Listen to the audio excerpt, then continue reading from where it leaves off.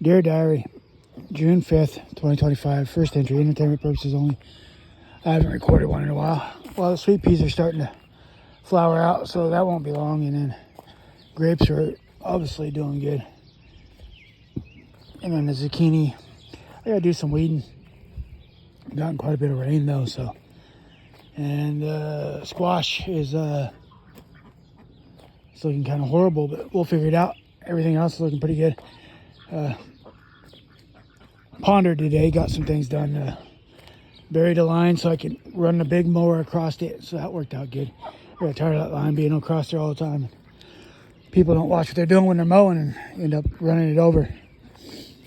Costs money, you know. Costs less money to bury it one time than it will to move it every time and then forget to move it one time or get a little too close to it with a mower. Consequences, you know, consequences.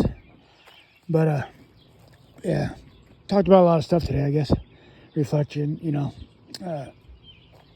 bad situations, how they bugged me and how they cost me, and how I've learned from them. So the knowledge is priceless, but sometimes I wish I would have been smarter, you know. But I guess I was always kind, so, you know, that got me in a lot of trouble too. I was always helping people I shouldn't, and instead of being the one that, you know, should have took the help and understood that I need to learn, I was the one that ran out, thought I knew more than I knew, and tried to help with what I knew. And I always got taken advantage of, and, you know, bad things happen.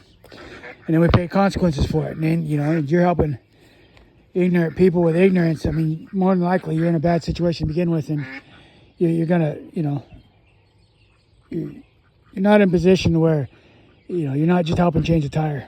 You're goaded into thinking you can change real life situations, and you can't, you know. But I learned, and I got to keep learning. I got to live with the consequences of it.